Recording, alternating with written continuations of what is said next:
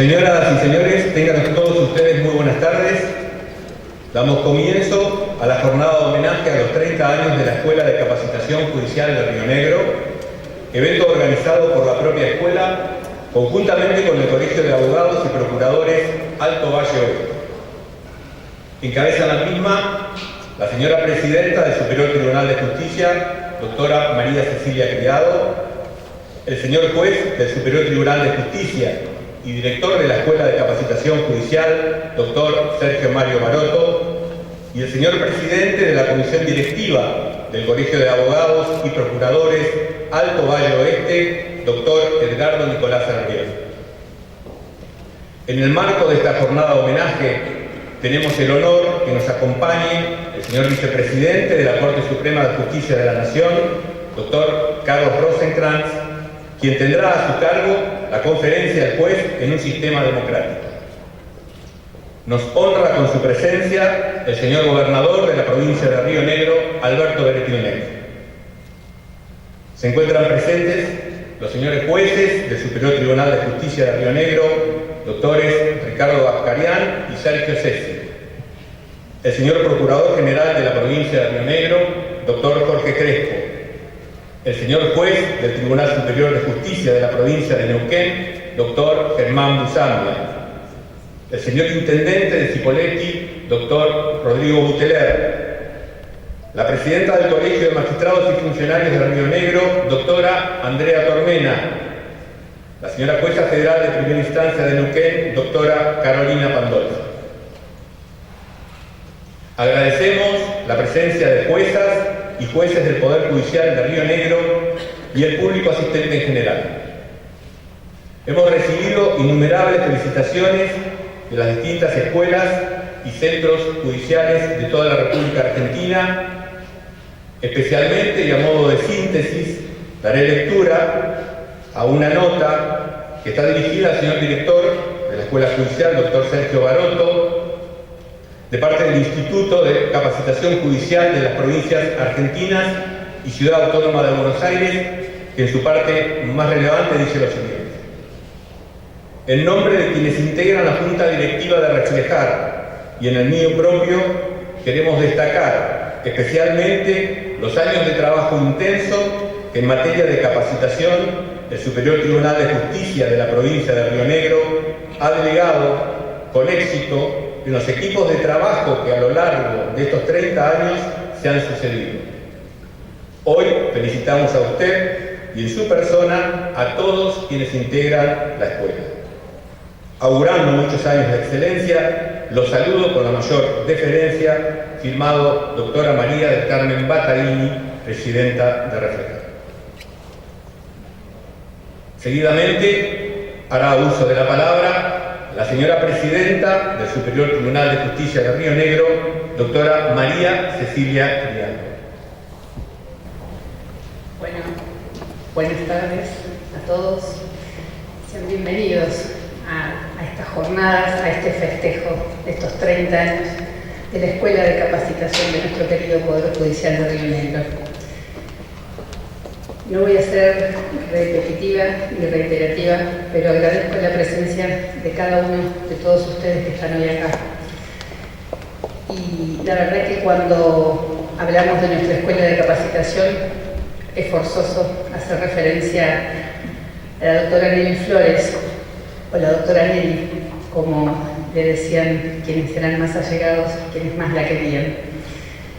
Y digo esto porque fue precisamente ella quien tuvo una enorme visión allá por el año 1995, cuando tuvo esta idea de crear o fundar esta escuela de capacitación, que lleva una enorme tarea formativa, de manera incansable e ininterrumpida desde hace 30 años, en la formación de los jueces, magistrados y de nuestros propios empleados, capacitándonos de manera permanente. Y ese sueño que ella tuvo lo transformó en realidad. Ese proyecto se hizo realidad y vaya de qué manera que precisamente hoy estamos todos acá precisamente festejando o celebrando ese sueño en el cual cristalizó todas sus convicciones y sus ideales. Ella tenía la concepción de dar a cada uno lo suyo, ¿no es cierto? Y precisamente era de la idea de que el Poder Judicial tenía que afianzar su independencia y precisamente la dignidad que le es inherente a la función judicial. Cuando transcurrieron los años y uno se detiene a pensar en toda la tarea que ha llevado adelante la doctora Flores, no puedo dejar de pensar y de ponerme en su lugar como jueza, como mujer, el enorme lugar que ocupó en aquellos tiempos, el coraje que tuvo al haber encarado un proyecto de esta magnitud y que precisamente no es lo mismo ser jueza del Superior Tribunal de Justicia hoy en día que en aquella fecha. La verdad no puedo ocultar la profunda admiración que siento por una mujer tan grande en ese tiempo. Y la verdad que cuando uno se detiene a pensar precisamente en la obra realizada, en los años de dedicación, en la cantidad de gente que participa a cotidiano en la tarea, que de manera muy comprometida lleva adelante la Escuela de Capacitación, no puede no mucho menos que enorgullecernos que son precisamente gente que forma parte de nuestro Poder Judicial de Río Negro. Se encuentran acá presentes parte de los miembros que formaron ese primer comité directivo, y la verdad que acá no veo al doctor Douglas Price y no veo en este momento al doctor Sánchez Freites, no sé si ha venido o no, pero la verdad que la tarea que han emprendido ha sembrado sus frutos y es precisamente hoy lo que hemos estado cosechando últimamente. No lo voy a hacer mucho más largo, me siento profundamente honrada de formar parte de este Poder Judicial por la invitación, señor presidente de la Escuela de Capacitación Judicial, y lo único que les puedo decir es que esta jornada ha sido preparada con muchísima ilusión y con muchísimo cariño, y les pido por favor que la disfruten de la misma manera en que la han preparado cada uno de los integrantes. Muchísimas gracias.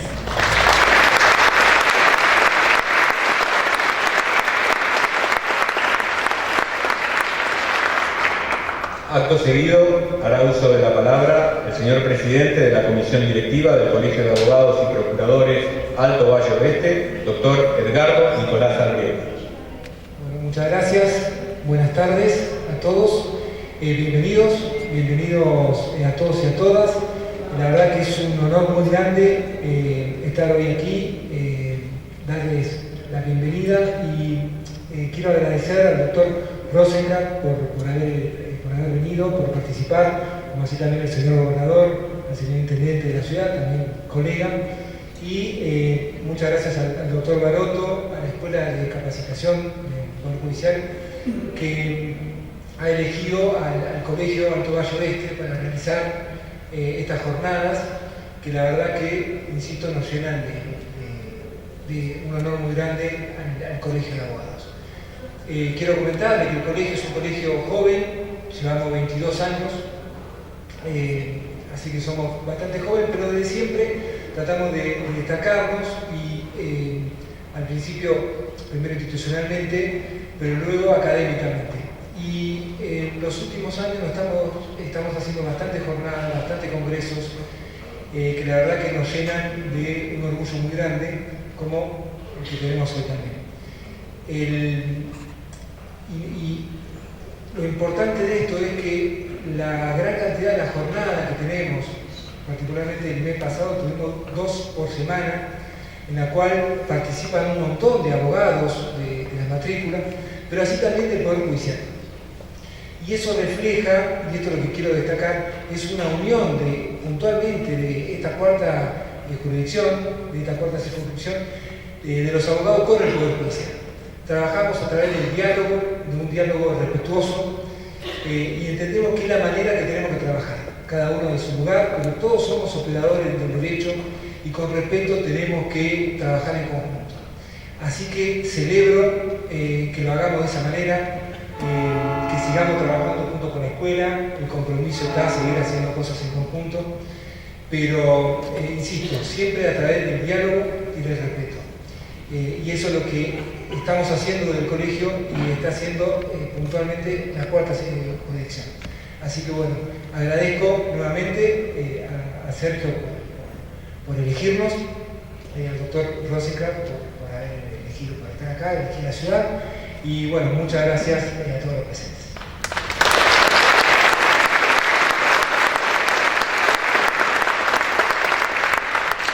En la continuidad de la presente jornada se suscribirán 2 convenios marcos de cooperación académica, el primero de ellos entre el Colegio de Abogados y Procuradores Alto Valle Oeste y el Colegio de Magistrados y Funcionarios de Río Negro, y el segundo entre la Escuela de Capacitación Judicial y el Colegio de Magistrados y Funcionarios.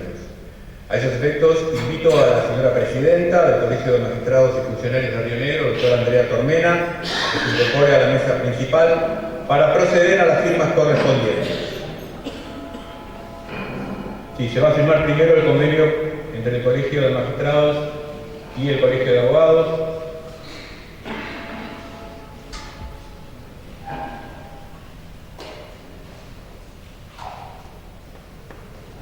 El objetivo principal de ambos convenios es establecer un marco amplio de colaboración en actividades de mutuo interés por su trascendencia educativa, científica, social y cultural, tales como el diseño e implementación de cursos, talleres, seminarios, jornadas, congresos y otras actividades de capacitación y actualización profesional. Procedemos ahora, vamos a aplaudir.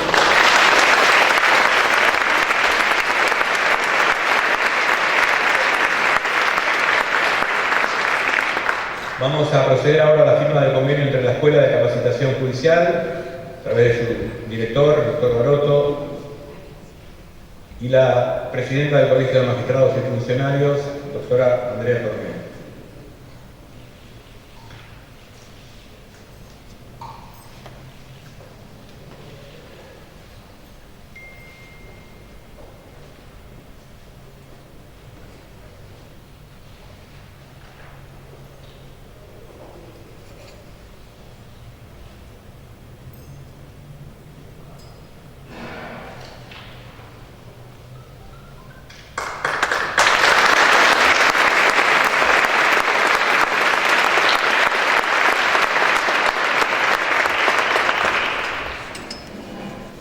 Un 6 de junio, como hoy, pero de 1995, a partir del dictado de la acordada número 32, y en cumplimiento de la manda constitucional, más precisamente de acuerdo a lo dispuesto por el artículo 206, inciso 8 de la Constitución de la provincia de Río Negro, que prevé entre las facultades y deberes del Superior Tribunal de Justicia crear el Instituto para la Formación y Perfeccionamiento de Magistrados y Funcionarios Judiciales, con reglamentación de funcionamiento, se creó la Escuela de Capacitación Judicial de Río Negro. A 30 años de su nacimiento, reconoceremos a quienes han sido los integrantes de su primer comité directivo. Seguidamente, hará uso de la palabra el señor juez del Superior Tribunal de Justicia y director de la Escuela de Capacitación Judicial, doctor Sergio Baroto.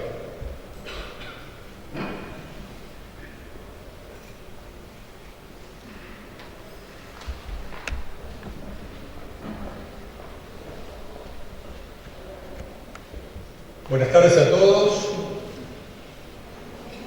Como director de la escuela me veo en la obligación de reiterar y pido disculpas a algunos agradecimientos. En primer lugar al juez Rosencrantz, que por su presencia y su inmediata predisposición a acompañarnos esta tarde a partir de que le hicimos la invitación, a pesar de sus múltiples actividades. Quiero contarles que el doctor Rosencrantz acaba de dictar una clase de posgrado, la mitad en el aeropuerto y la mitad en el hotel, me consta porque lo he visto hacerlo. Creo que es una casualidad muy propia de lo que estamos trabajando hoy, que es una escuela de capacitación judicial. Al gobernador Guaretigné, por su presencia, que siempre ha estado en muchos actos importantes del Poder Judicial, acompañándonos institucionalmente. Y no es del tema, pero no puedo dejar de mencionar que junto con el gobernador estamos llevando adelante lo que creo que es la obra pública más importante de la provincia de Río Negro, que es ese hermoso edificio que falta, pero lo vamos a terminar, que es la Ciudad Judicial de Chipoleti. Contamos con el apoyo del gobierno, tenemos la suerte de tener al doctor Acarián en nuestro tribunal con su irrefrenable empuje a nivel de gestión, y además lo vamos a terminar ese edificio porque, como dicen los americanos, porque podemos. Al intendente Buteler, que también nos ha facilitado este hermoso espacio, nos ha ayudado con el tema de tránsito y además es un colega de todos nosotros en el cual en este mismo lugar hemos compartido clases de posgrado. A mis compañeros del STJ, hoy estamos casi en pleno. La doctora Piccinini no nos pudo acompañar porque está aquejada de un fortísimo estado gripal, pero esta presencia casi plena es un símbolo clarísimo del compromiso y la importancia que le damos en el Superior Tribunal de Justicia a la mejor formación de todos nuestros recursos humanos. Al Colegio de Abogados de Alto Valle Oeste, que una vez más está junto al Superior Tribunal de Justicia en pos de un objetivo institucional. No puedo dejar de nombrar a Edgardo Albright, hijo, y a Facundo Martín, que han trabajado denodadamente ambos para que hoy tengamos lo que se avisora una jornada exitosa. Toqué un cable, se apagó la luz, no importa. Volvió sola. Y al Colegio de Magistrados y Funcionarios, que debo decirles que hemos puesto en blanco lo que venimos trabajando en negro desde hace muchos años. Hemos realizado innumerables cantidad de actividades y la verdad que ahí descubrimos que nunca habíamos firmado un convenio y hoy hemos aprovechado esta oportunidad para formalizarlo.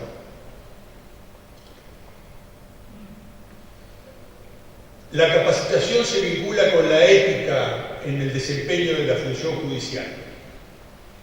Nuestra ley orgánica establece que las reglas de Bangalore y cualquier otra norma ética que a futuro se adopte, vaya de paso a recordar que hemos solicitado a la legislatura incorporar a nuestra ley orgánica el Código Iberoamericano de Ética Judicial,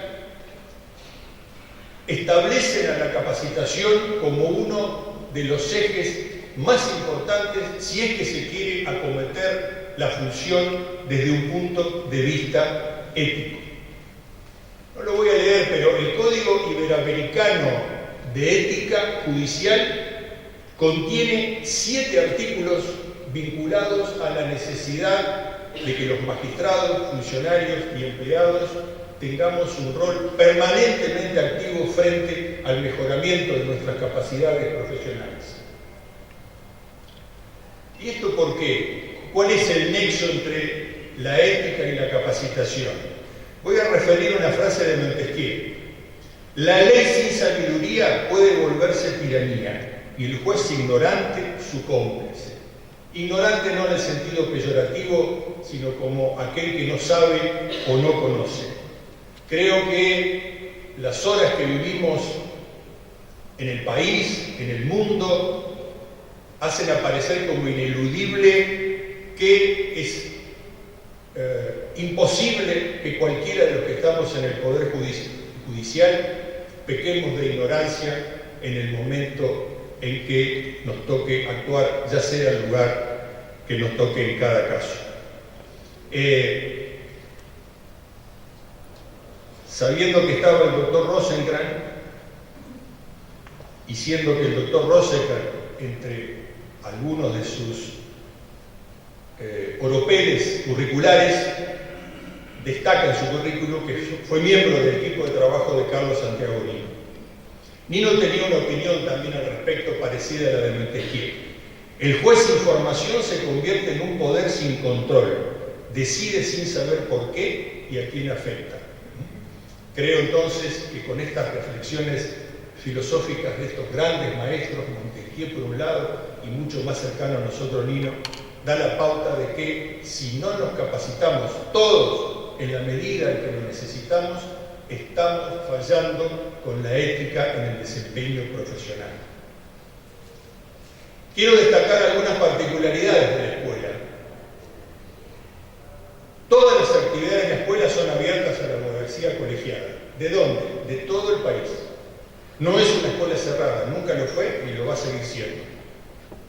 Hay una interacción permanente, como lo dije recién, con el Colegio de Magistrados y Funcionarios de la provincia.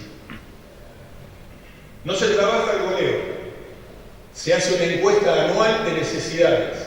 Todo el personal judicial opina y dice qué es lo que cree que necesita a nivel de capacitación. Por supuesto, frente a tiempo escaso y recursos escasos, hay que dar prioridades y la obligación de quienes tenemos a cargo la escuela, el Superior Tribunal y yo como delegado de la función, tenemos la obligación de mirar el bosque. Pero toda nuestra actividad responde a un plan anual de formación integral. El año pasado, el STJ, a mediados de diciembre, aprobó el plan para este año. Fue la primera vez que con un año de anticipación se sabían cuáles tareas fundamentales íbamos a cometer en el año de hoy.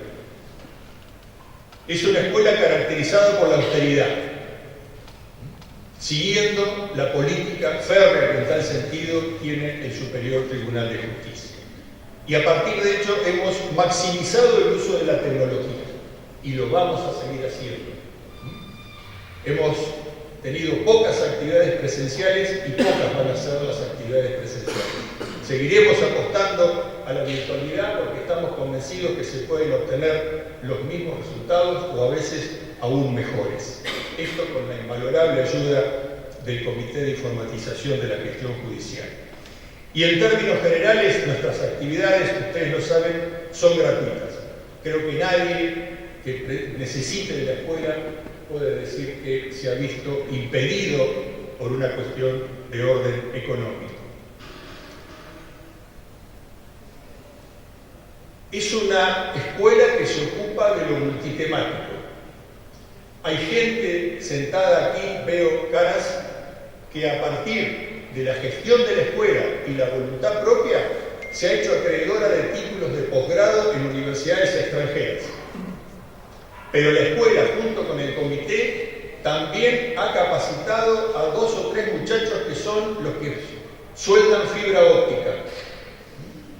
Es la escuela la que hizo el primer video allá por aquel terrible marzo del 2020, junto con una enfermera del Hospital de Roca, para ver cómo higienizábamos y trabajamos en nuestro puesto de trabajo a partir de la maldita pandemia del COVID.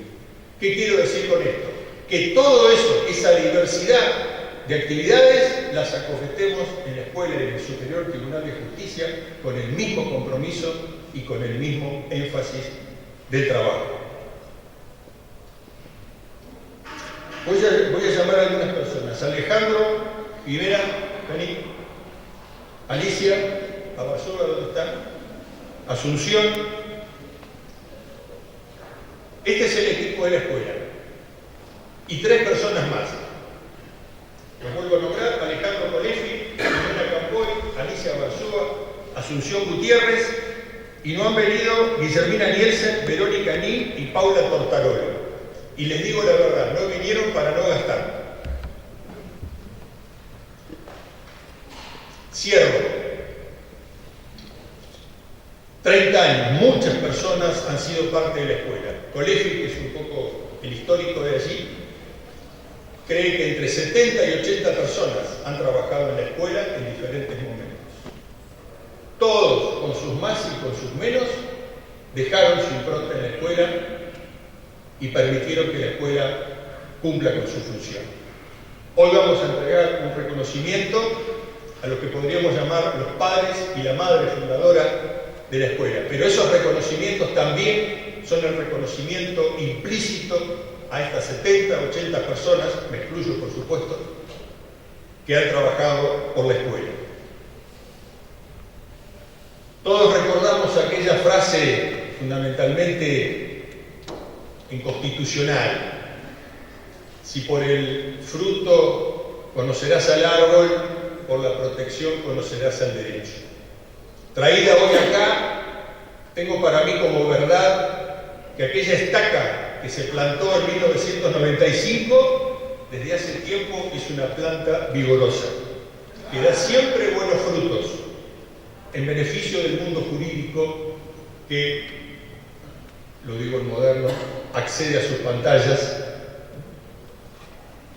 Y también tengo por verdad que cuidada por sus leales cabineros nos asegura un futuro sólido a nivel de capacitaciones judiciales. Nada más, muchas gracias.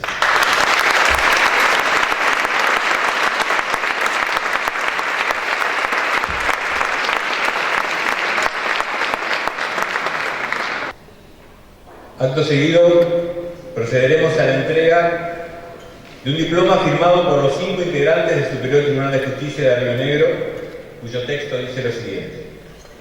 En el 30 aniversario de la Escuela de Capacitación Judicial, el Superior Tribunal de Justicia de la provincia de Río Negro otorga el presente reconocimiento en mérito a su compromiso y liderazgo en la consolidación de la capacitación como instrumento fundamental para el fortalecimiento del servicio de justicia. La presidenta de ese primer comité directivo fue la querida y recordada doctora Nelly Flores. Su sobrina, Noelia Barros de Encina, que reside en la ciudad de Córdoba, no ha podido asistir por razones laborales, pero nos envió un audio de salutación que compartiremos a continuación.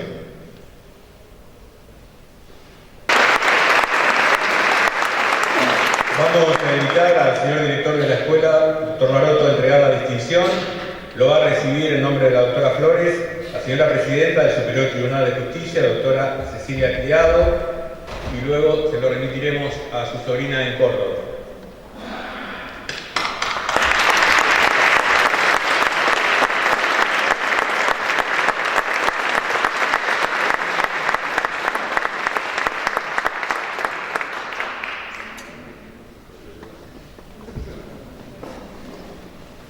El vicepresidente del comité fundacional fue el doctor Alberto Ítalo Balladini, quien no ha podido asistir por encontrarse fuera del país.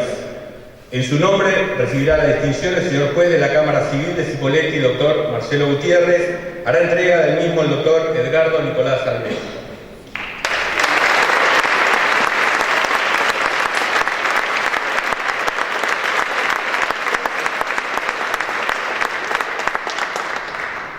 A continuación, se entregarán las distinciones a quienes han sido los vocales de ese primer comité directivo. En primer lugar, el querido y recordado doctor Jorge Jiménez, ex juez de Cámara Civil de General Roca.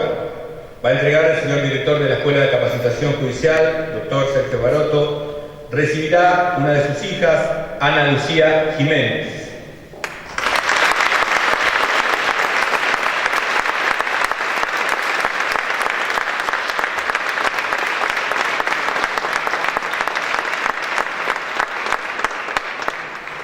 Se encuentra presente en la sala también su señora esposa, Ana María Medi, y su otra hija, María Constanza Jiménez, a quienes agradecemos especialmente su presencia.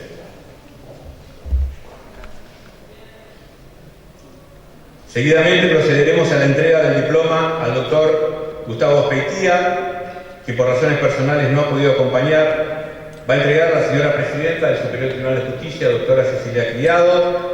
Va a recibir en nombre del doctor Aspeitía el señor juez de la Cámara Civil de Cipolletti, doctor Marcelo Gutiérrez.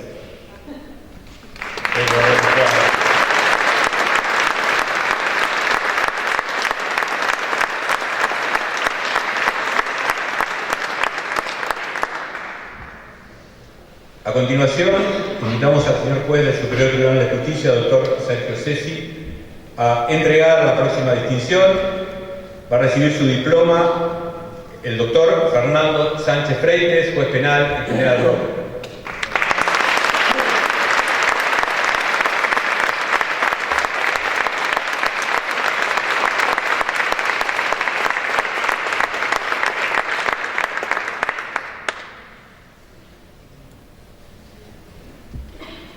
Seguidamente, invitamos al señor juez del Superior Tribunal de Justicia, doctor Ricardo Ascarian, a hacer entrega de la próxima distinción. Recibirá su distinción el doctor Jorge Douglas Price, ex juez de Cámara Civil de Cipolletti.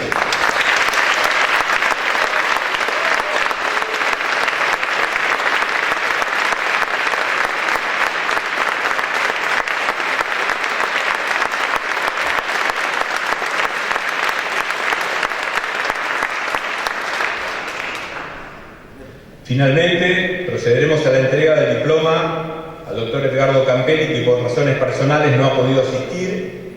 Va a entregar al señor Procurador General de la provincia de Río Negro, doctor Jorge Crespo. Recibe el nombre del doctor Campelli su sobrina María Paz Campelli.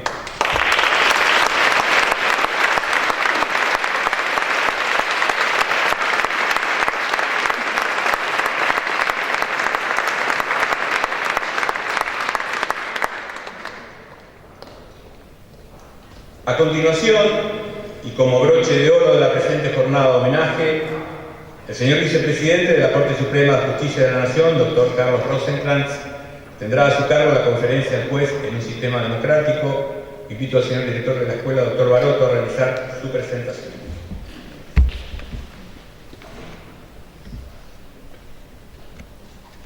Carlos Fernando Rosenkrantz prestó juramento como ministro de la Corte Suprema de Justicia de la Nación Argentina en el mes de agosto del año 2016. Ha sido su presidente y además es hoy su vicepresidente. Como dije, tuvo el honor y la dicha, creo, de trabajar junto a Carlos Santiago Nilo. Fue becario Fulbright en la Universidad de Yale, donde obtuvo su título de magíster y doctor en ciencias jurídicas. Fue rector de la Universidad de San Andrés desde el 2008 hasta su juramento como ministro de la Corte Suprema de Justicia de la Nación y sigue siendo profesor titular de esa universidad. Fue galardonado con el Premio CONEX del año 2016 en Teoría y Filosofía del Derecho. Es profesor titular de la Cátedra de Filosofía del Derecho de la Facultad de Derecho y Ciencias Sociales de la Universidad de Buenos Aires. Es profesor visitante de la Universidad de Denver, en Colorado, Estados Unidos, de la Universidad de Chile, de la Universidad de Richmond en Virginia y de la Universidad Pompeu Fabra de Barcelona, España. Es profesor de Derecho Global de la Escuela de Derecho de la Universidad de New York y ha escrito una gran cantidad de artículos y de libros, para mi mala suerte, muchos de ellos en inglés o en alemán. Así que voy a mencionar uno solo, hoy lo acordamos con el profesor Rosenkrantz, porque lo escribió en conjunto nada menos que con Bruce Ackerman, un docente de Yale y de Columbia, experto en Derecho Constitucional y Derecho Político, que se llama Tres concepciones de la democracia constitucional, fundamentos y alcances del control judicial de constitucionalidad. El resto queda a disposición de quien lo quiera. Juez Rosenkrantz, por favor.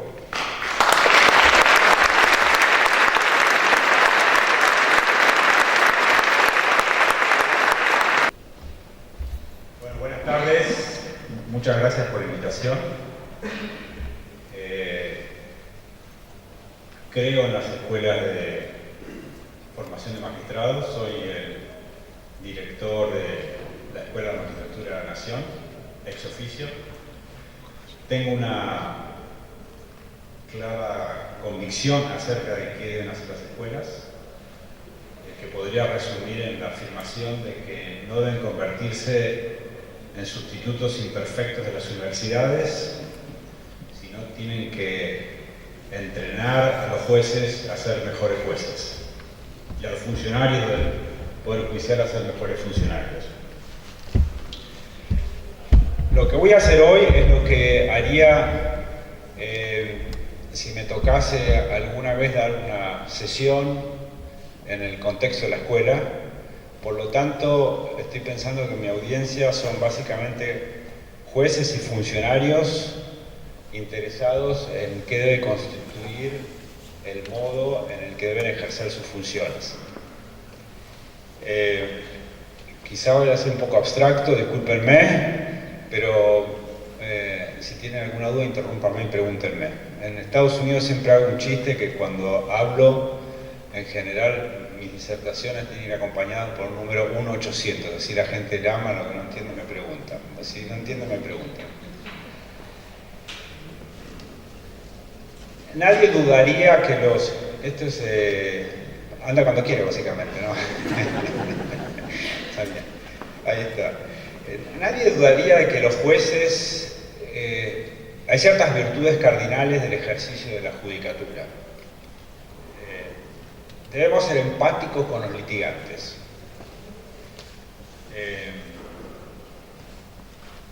porque impartir justicia es al menos en parte resolver un conflicto muy particular porque es entre gente que está dispuesta a vivir en el contexto de la misma comunidad. Tampoco hay dudas que debemos ser trabajadores incansables en la búsqueda de la verdad judicial, ni tampoco que tenemos la obligación de ser sensibles a los hechos y a los pliegues de la realidad. Como dice un conocidísimo aforismo judicial inglés, el diablo siempre está en el detalle. Por otro lado, es indiscutible que debemos evaluar el poder de convicción de ciertos hechos para poder juzgar. Además, los jueces debemos ser especialmente claros, porque eso es necesario, la claridad, para ganar la autoridad que debe caracterizar a nuestra investidura. Nuestras sentencias no solamente deben ordenar, sino además deben convencer. Además, y por sobre todo lo anterior, debemos apegarnos a las normas, lo que exige que seamos, y esta es la virtud cardenal del panteón de virtudes judiciales, independientes. Independientes no solo de los poderosos, sino también, y esto es lo más difícil, de nuestras propias convicciones morales y políticas. Debemos ser los jueces capaces de resistir la humana tentación de decidir los casos conforme a los estados de cosas que nos gustaría que se produzcan, para explicar en cambio la solución que nuestra comunidad a través de su derecho le ha dado al conflicto que nos toca adjudicar. Pero no es sobre ninguna de estas exigencias de la función judicial acerca de lo que hoy quiero hablar aquí. En cambio, quiero compartir otras exigencias que son impuestas particularmente por el particular conjunto de valores y prácticas que constituyen las democracias constitucionales. En otras palabras, quiero hablar no solo acerca de lo que significa ser un juez, sino acerca de lo que exige ser un juez en una democracia.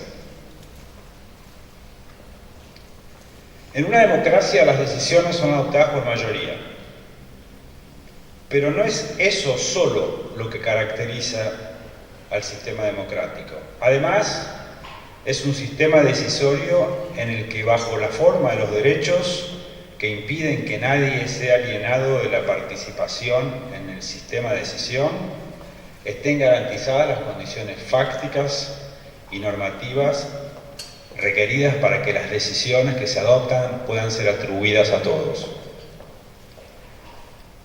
Así concebida, la democracia, y especialmente la democracia constitucional, es la mejor instanciación del ideal del autogobierno colectivo.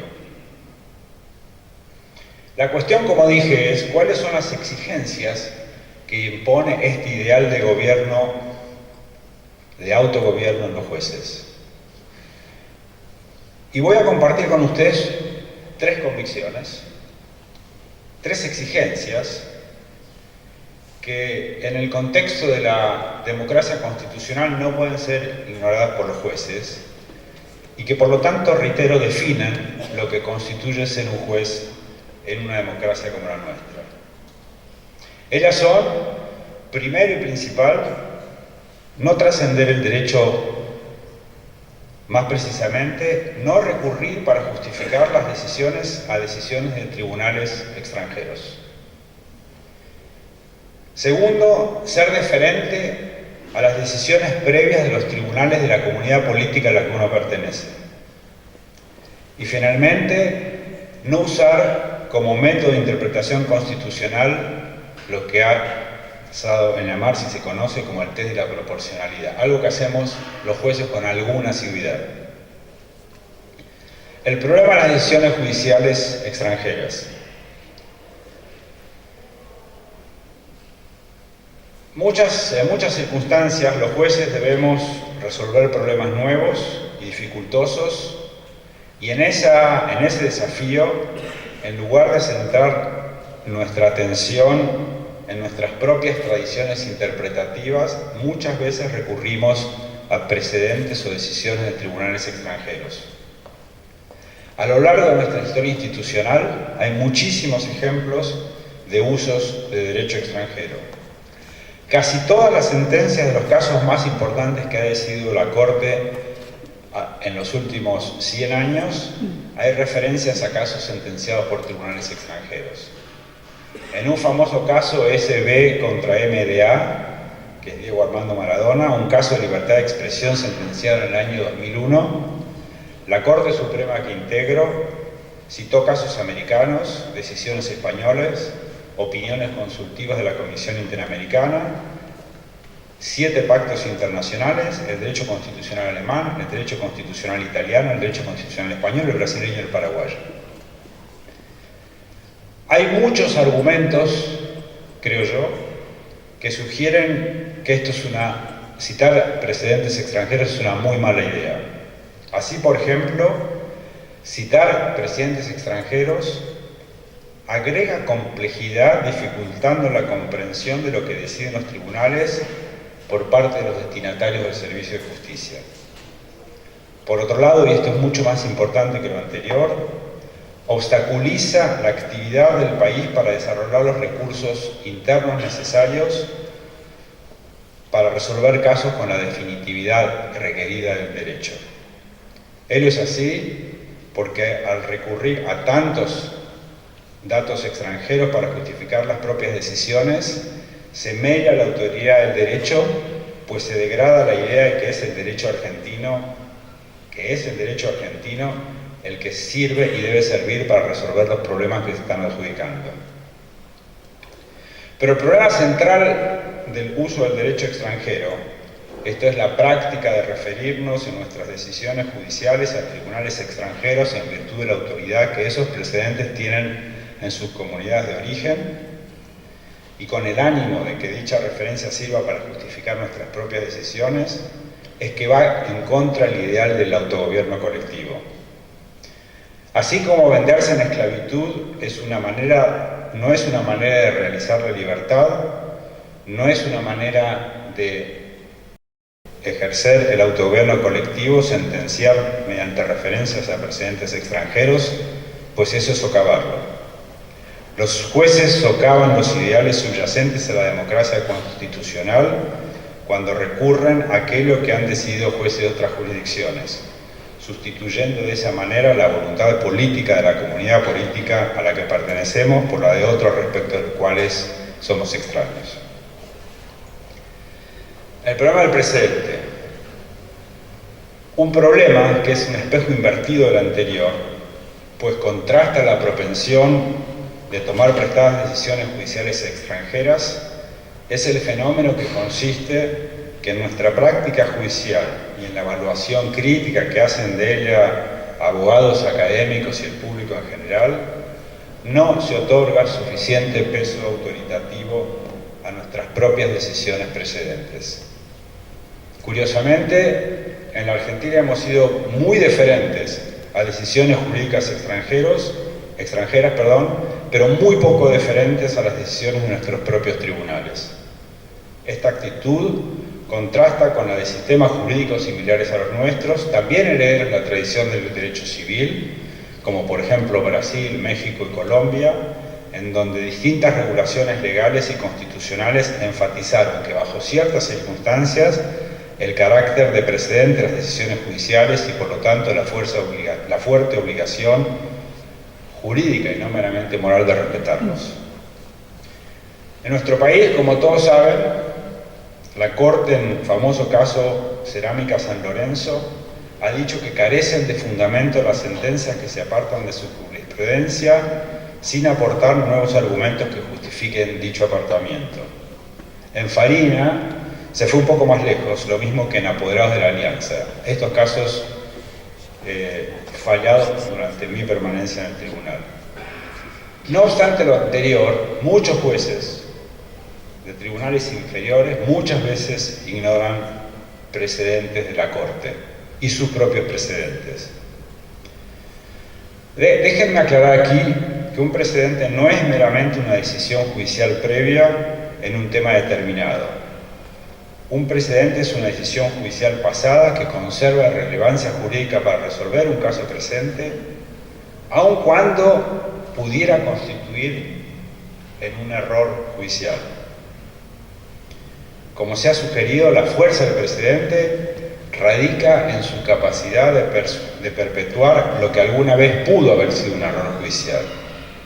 Ello es así, pues si las decisiones pasadas solo nos vincularan cuando fueran correctas, lo que nos vincula no es la decisión, sino su corrección. Claro que no es claro por qué uno debería adoptar una decisión judicial pasada cuando cree que es errónea. Y es esta dificultad lo que quizás justifica que muchos jueces se han apartado de precedentes de sus propias jurisdicciones. Prima facie, tiene todo el sentido del mundo ignorar decisiones pasadas que consideramos erróneas. Nos puede parecer, por ejemplo, que bajo ningún aspecto es aconsejable propagar un error. Pero creo que no me equivoco si conjeturo que existe una clara tensión entre la democracia constitucional, que, como dije, es la mejor instanciación de forma del ideal del autogobierno, y por otro lado la práctica de usar sentencias extranjeras para justificar las propias.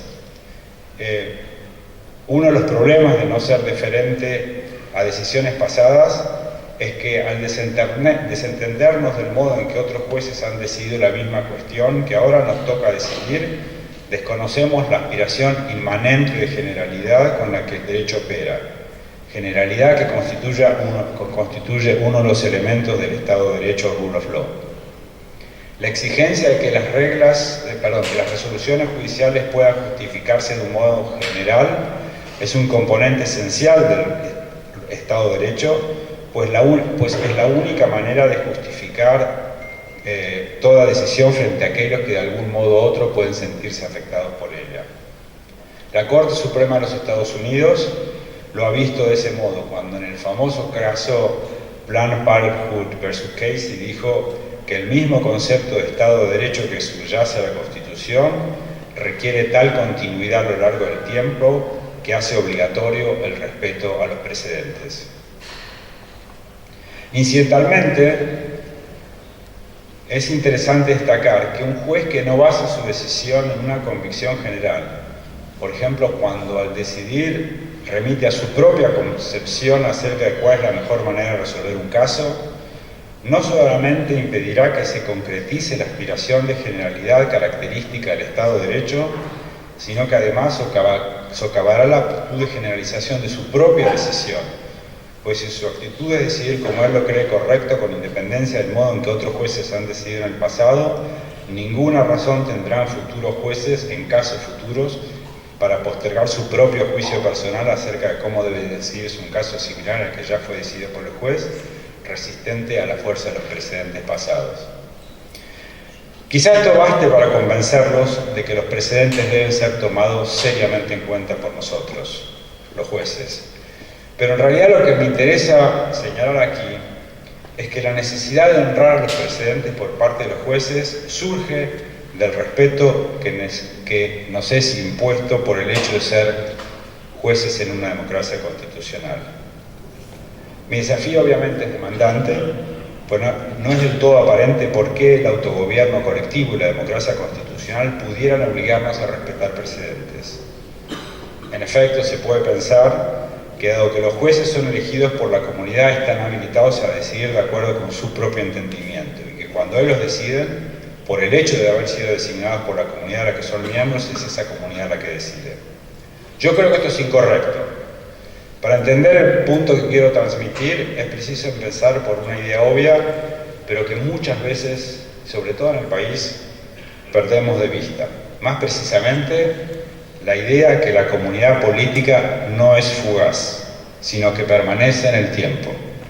Si fuera fugaz, si fuera como creía Jefferson, que nuestra relación con el pasado es tan distante como la que tenemos con otras comunidades políticas, todas nuestras convicciones jurídicas se caerían, pues no se podría explicar en modo alguno, ni la fuerza vinculante del derecho, ni la de la Constitución, pues ambos son, para usar también una expresión de Jefferson, productos de las manos muertas del pasado. Cuando aceptamos que la intertemporalidad es un rasgo connatural de la comunidad política a la que los jueces pertenecemos, es más fácil ver la idea que quiero transmitir. Esto es, que ignorar a los precedentes socava el ideal del autogobierno. La idea es sencilla. Si ignorásemos el modo en que casos análogos han sido decididos por otros jueces y solo nos guiamos por lo que nos parece de acuerdo con nuestra propia visión de lo que el derecho exige, estaríamos ejerciendo un mero poder individual.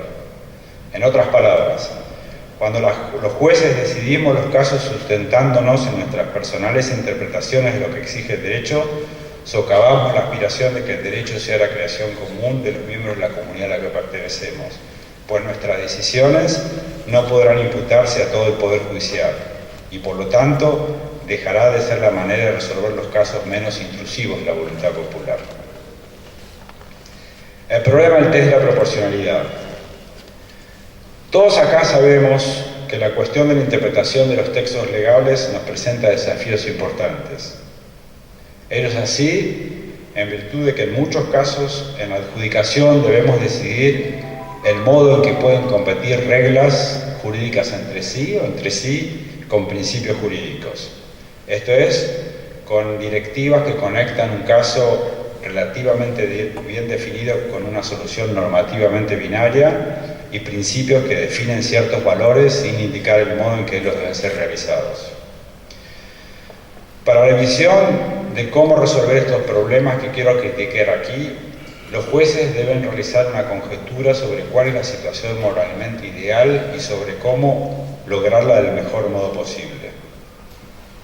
Según los jueces partidarios del test de la proporcionalidad como método heurístico, a los efectos de resolver correctamente los casos en los que compiten reglas jurídicas y principios, los jueces deben involucrarse en un razonamiento moral sustantivo que, trascendiendo el significado literal o histórico de las reglas y los principios aplicables y de sus tradiciones interpretativas, tome en consideración todas las consideraciones morales pertinentes, independientemente de que esas consideraciones hayan sido receptadas como derecho a través de los mecanismos formales de sanción de la Constitución o de las leyes. En algunas decisiones de tribunales del país, en muchas decisiones del tribunal del país, pareciera vislumbrarse adhesión a esta posición. Lo que subyace a esta visión es la idea de que la Constitución es un producto jurídico especial, en virtud de que esencialmente consiste, aunque más no sea en parte, en un catálogo de ideales que impregnan con su contenido todo el derecho. Lo que debe hacer el juez entonces, de acuerdo con esta visión, es ponderar si la restricción de un derecho satisface a un fin legítimo, si está conectada instrumentalmente con el logro de dicho fin, si afecta el derecho afectado del menor modo posible y si es proporcional a los beneficios que se pretenden obtener. Yo creo que la ponderación y el test de proporcionalidad que acabo de sugerir tienen muchos problemas.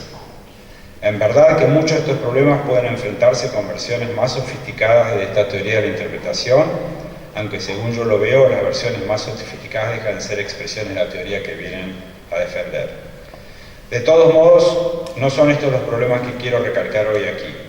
Quiero sí destacar que tal como sucede con el derecho extranjero, como con el insuficiente respeto a las decisiones judiciales pasadas por los jueces de nuestra jurisdicción, el uso del test de la proporcionalidad puede ser reprochado por razones vinculadas a la necesidad del autogobierno. Yo creo que la ponderación y el test, como dije, tienen varios problemas, y uno de ellos es que parece incompatible con la idea misma de tener un derecho. Consideren cualquier derecho, por ejemplo, el derecho a la libertad de expresión. Tener ese derecho supone que es resistente a consideraciones agregativas, es decir, que aunque restringe mi libertad de expresión, puede traer algún beneficio social. Aunque restrinja mi libertad de expresión, puede traer algún beneficio social, pero incluso en esas situaciones mi derecho a la libertad de expresión prevalecerá. Si uno se toma el método de interpretación proporcional a la letra, no está claro en qué sentido el derecho podría prevalecer. Todo depende si la restricción a mi posibilidad de expresarse es proporcional a los beneficios sociales que se quieran lograr.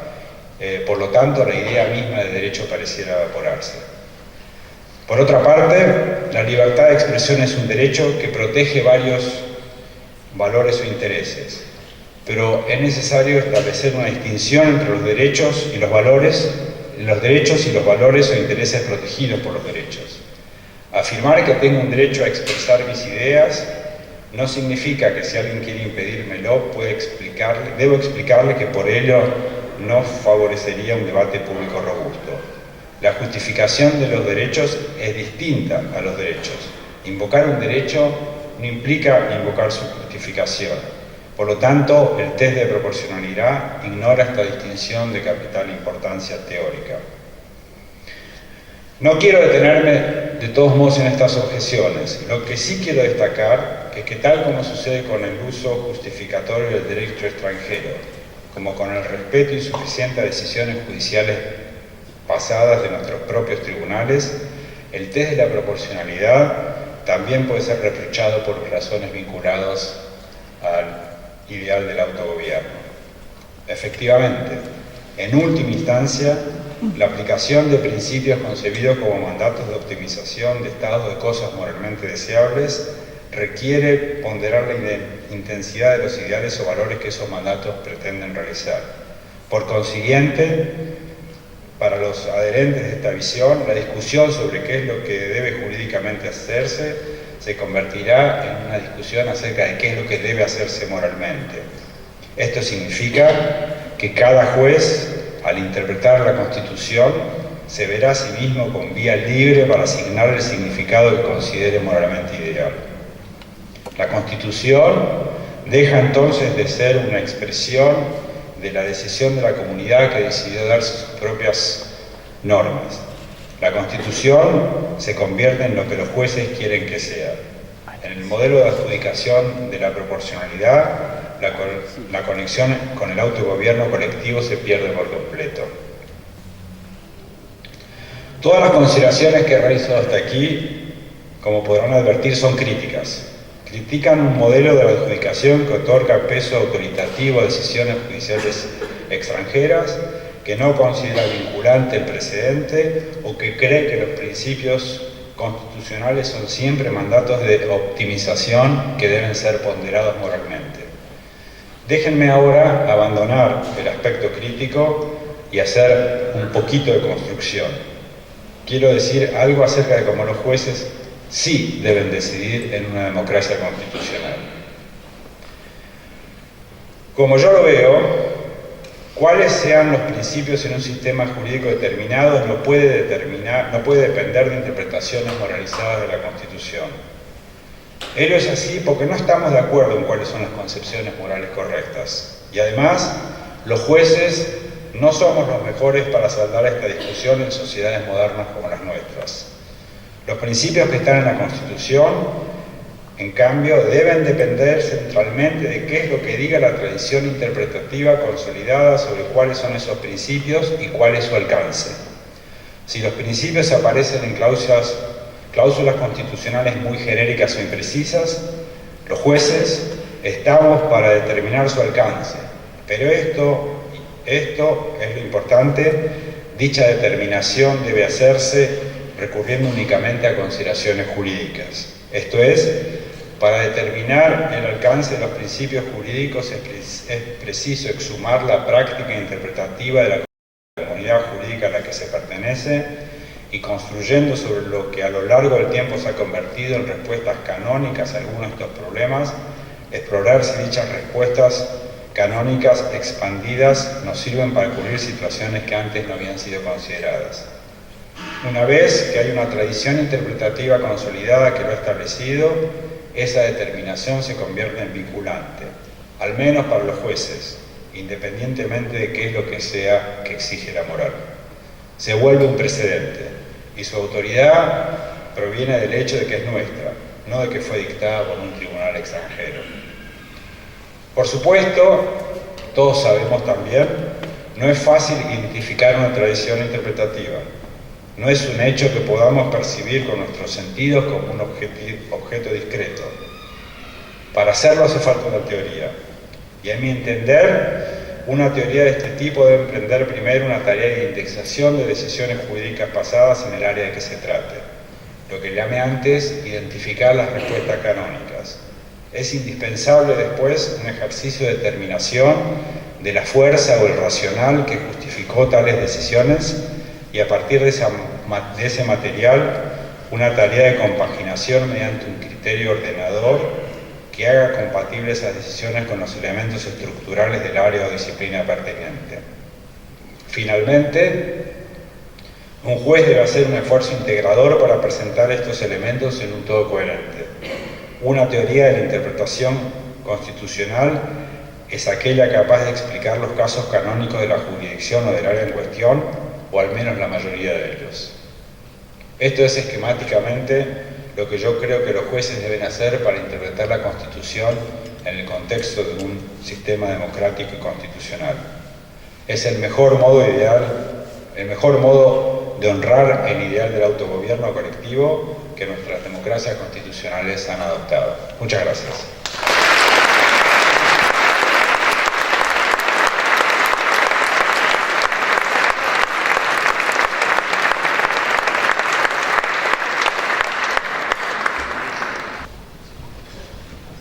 Muchas gracias, doctor Rosenkrantz.